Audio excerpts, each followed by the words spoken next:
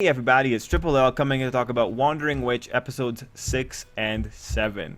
Hey, so Wandering Witch, still a very interesting anime to be watching. I personally really enjoy it. I enjoy trying to see the messages that are in the episodes. And with episodes 6 and 7, we get a slew of slightly more positive episodes. Like, it's actually a little bit harder to spot the corruption occurring within the series. Now, mind you, I still think there's a few, darker undertones, sort of. But now we're kind of shifting to darker undertones in Elena's character, and not really the same level of darkness that we had from the earlier episodes. Episode 6 is really interesting in that it's a very positive episode, bringing back the character from episode 2 and seeing these two girls solve a problem. Episode 7 is very interesting in that it has a theme. That is the theme of separated towns. In one half, you have the story that spans generations of Elena's mom coming to a town that has a wall erected between it. And in the second half, you have Elaina dealing with a problem all on her own. But that story also spans generations. It's just that now Elaina is the past to those people's present. And I'm not sure how much I like the story changing dynamics like that. Changing timelines like that, because like for the first half it makes sense, but for the second half there's not really a lot of value to switching the timeline up, aside from showing that this man ended up with this woman. That I guess that's a nice sign, but it's really wonky storytelling. I think I don't think it really lands for that second half, but still, you can appreciate that there's a theme about disconnected towns. One thing that comes out very strongly in episode 7 is that now we're moving from fully fleshed societies to societies that you would see in fairy tales. We are now dealing with fairy tale level societies that are there to impart some kind of message or teach some. It's a gimmick. It's a society with a gimmick. These societies are slowly becoming more and more standalone, that are just serve to be a nice kind of idea to kind of think about, and not really a society that I think would work fully fleshed out. But there's no problem with that, because Elena's the kind of story where that kind of framework for a society actually is totally alright. Because what we want to see is not these societies working. We want to see what these societies say about the world and what they say about Elaina. So when it comes to Elaina, can we actually learn anything about her in these episodes? Because let's just say the town plots themselves are quite alright. They're good enough for problems of the week. But what do we got about Elaina? Well, we do have quite a bit. Not quite a bit. Not compared to the other episodes. Episode 6. This is the first one. One of the things that I found the most interesting about episode 6 is the Magic Association, or whatever they were called. The people who come in to help with magic-related problems. I think this is a good idea. I think when we're talking about a world where the witches seem pretty selfish, the idea of someone that actually comes and helps people, holy crap, that sounds amazing. I hope this association eventually burns down that flower field.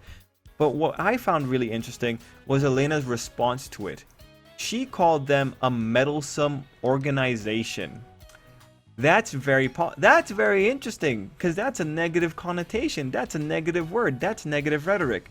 Very interesting that Elaina would think that an organization that comes to help with magic related problems would be called an organization that meddles. Very interesting. That definitely sours me again on Elaina, because that paints her perspective in a very subtle way. That's good writing. That's really good writing. That actually fits with the rest of her character. That's consistent. It's very interesting that you have this situation in this poor town. Elena's watching the gimmick, and she's profiting on the gimmick, because she's writing a story about the gimmick here. And then her friend is the one that comes in and leads the charge and ropes Elaina into actually helping the situation here and helping that other little witch. I think that was really interesting. I love that little detail was in there, because that is fundamental for Elena's character. So again, very consistent writing. Really, that was a joy. That is a legitimate joy. We go into episode 7. Are there any other darker notes that we can take about Elaina?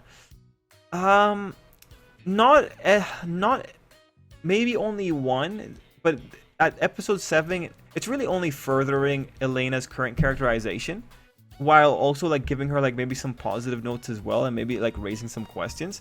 In terms of what they further, Well, episode 7 first half, like she's not the kind of person that cares about a town's problems. She's just the kind of person that wants to be there to document the problems and just enjoy the wonder of it.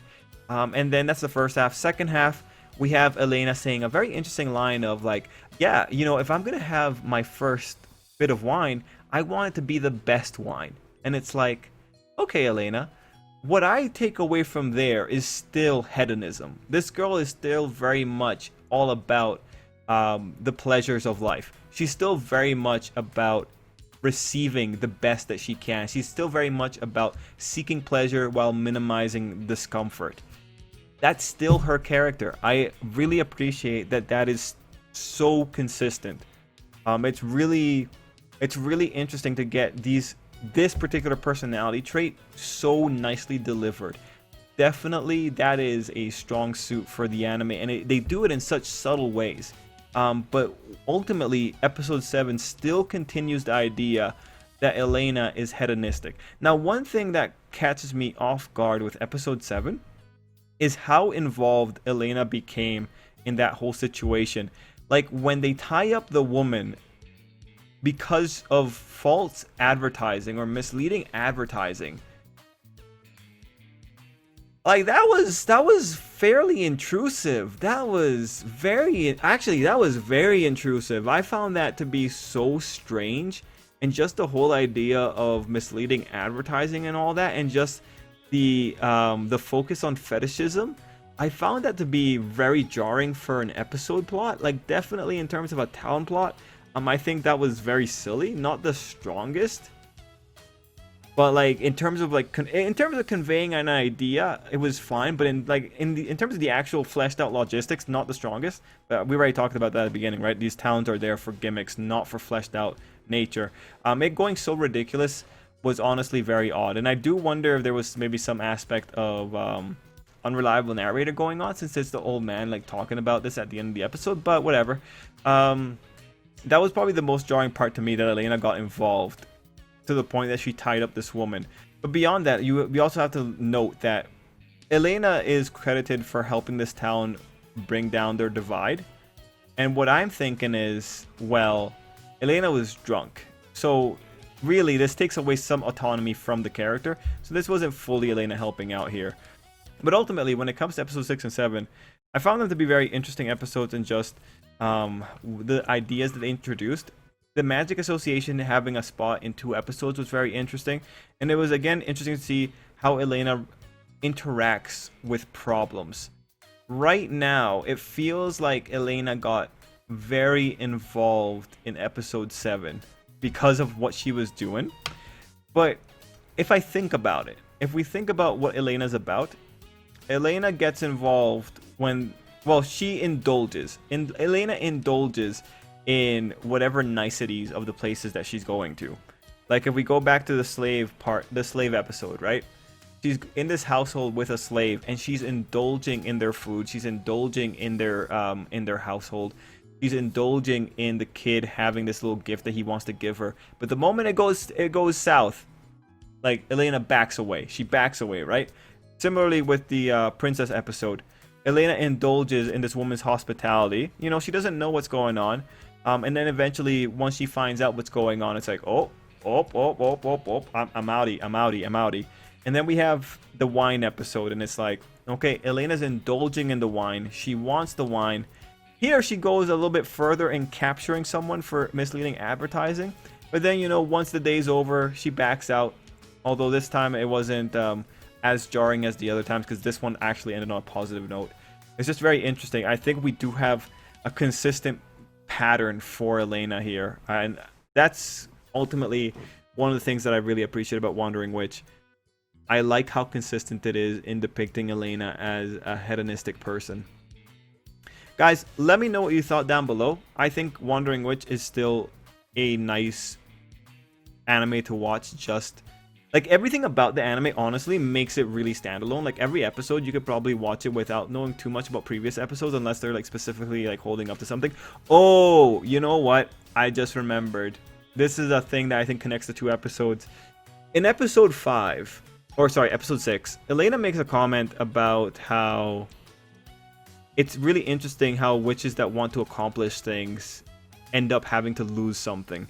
And I just want to say that rule is very compared to other anime and other world systems, that's like the price for accomplishing things in Elaina is not that steep, because if you revert the magic, you get whatever you paid back. We see that in episode 6 with the girl receiving her voice back. But episode 7, we see Nike, and she very much looks like Elaina. That's one of the big details that we get from that first half. There we go. That's one of the big details from the first half. That Nike is talking about, or that so it. Nike resembles Elaina so much that the guy is like wondering if Elaina is Nike, right? And I just think, okay, that's clearly Elena's mom. But when you keep in mind what Elaina brought up in episode 6, I wonder if Elena's mom gave up her magic in order to be able to get something. And I wonder what that was. I wonder if it was a child. I wonder if Elaina only exists because her mom gave up that magic. Maybe her mom was barren or something like that. And that's how she ultimately was able to conceive Elaina, that kind of exchange. That would be very interesting.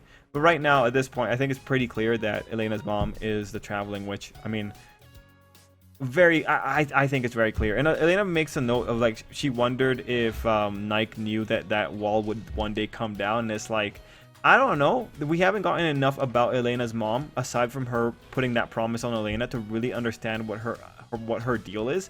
But honestly, given that she was the person that, given that she's the person that gave that kind of promise to Elaina, and given that Elaina doesn't know the full situation of what's going down in that town, I don't think that Nike knew that town would eventually bring down its walls. Because Nike's message ultimately did not do anything for it.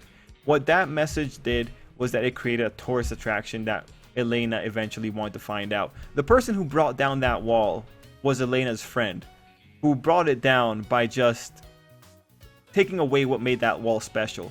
So actually, when you think about that, and when you listen to the people's reactions in episode 7, I think what you can say is that Elena's mother, or the traveling witch, made the wall special. In making it special, I think it's fair to say that it's less likely that wall would ever come down, because it's a tourist attraction. It's being appreciated. It's being venerated. But by the Magic Association devaluing it, that's ultimately what brings it down. So I think Nike was still furthering the problem as opposed to actually giving a nice solution, and I think Elaina misreads that at the end because she doesn't fully understand the story that was going on here. So we have a story of someone giving value and someone taking away value, and the one that takes away value is ultimately the one that makes the situation better. Now, mind you, I'm biased because I'm still trying to see all the ways that Elena's wrong. So we could also still say that Nike probably knew that one day maybe someone would come and devalue the wall. Maybe we could say that, but I think that is exceedingly generous for a series that has been so cynical up till this point. Anyway, everyone, let me know what you thought down below. Let me know what you thought about the different parts of the episodes, and until next time, I hope you have an absolutely wonderful day. And I'm also very interested to see if we're now going to start taking the spin towards positive situations, but we'll have to see. Anyway,